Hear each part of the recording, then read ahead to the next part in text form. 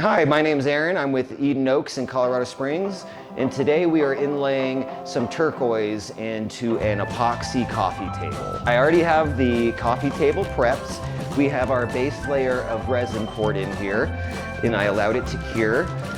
So that way we have a surface to set the stones on and can arrange them and kind of know what they're going to look like. The epoxy that I used for this project is super clear. It's available on Amazon and it's at a fair price if you're looking to try it for yourself. So now we're going to figure out how we want to arrange the turquoise.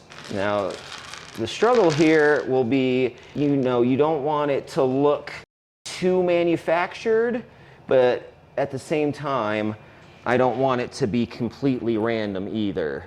My inspiration for here is the nighttime sky.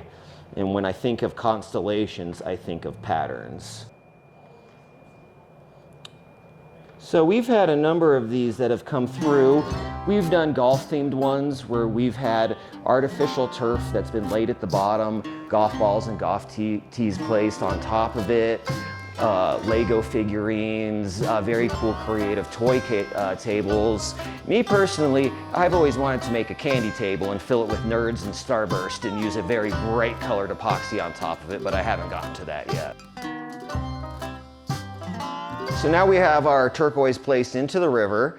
We kept it in kind of a random fashion so it wouldn't look manufactured. It stands out really well against the black background. So next we are going to take the rest of our river epoxy and pour it over it. We have a light blue pigment in there so we can keep the clarity of the stones, but still have some spaciness kind of going on with the blue. You can see there's a little bit of shine to it, but not too much. And you don't want to pour too aggressively because as you can see, some of the pieces in here are wanting to slide around. And I did not mix up a full pour on the off chance that I wanted to dilute it some and add some more clear to it. And if you want, you could glue these down or you could stick them in the base layer of epoxy resin when it's wet to secure them. On the off chance that you want to move them around, you can keep them loose too. And once they're submerged in there, you can still mess with them and get them to where you want before the epoxy cures. The mica powder in the top layer of epoxy was a little bit heavier than I wanted, so I just went to dilute it with more clear epoxy.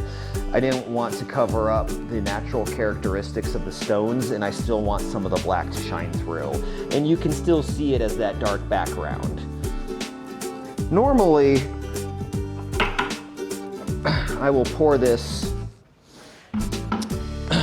to the top edge of my live edge.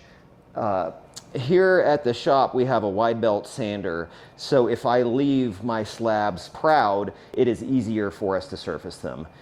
If you're doing this at home, you'll probably have an easier time if you take your wood slabs and surface them to an equal thickness before you pour.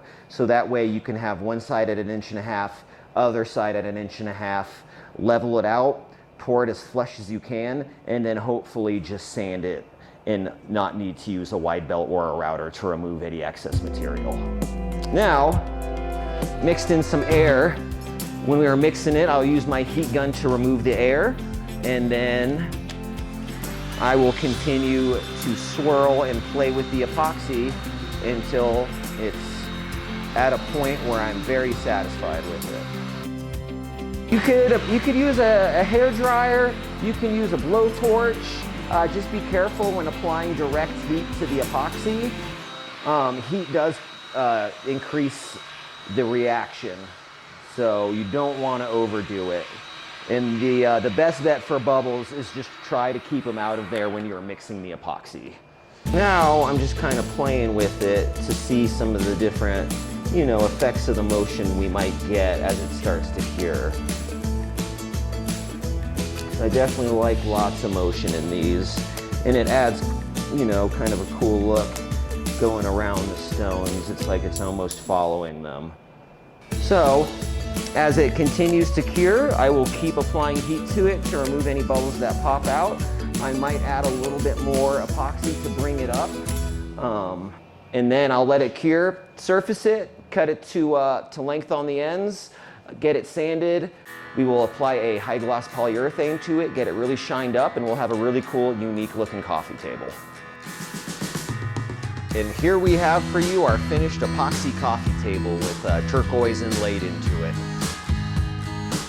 After the river was poured, I let it cure for a couple days, removed the form, sanded, filled any knots or any other gaps that needed to be filled. And then at that point, cut it to length and send it to finish so it can be sprayed with a satin polyurethane. My best advice for putting items into river tables is just to experiment.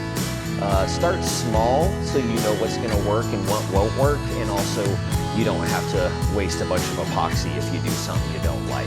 But experimentation is definitely the best way.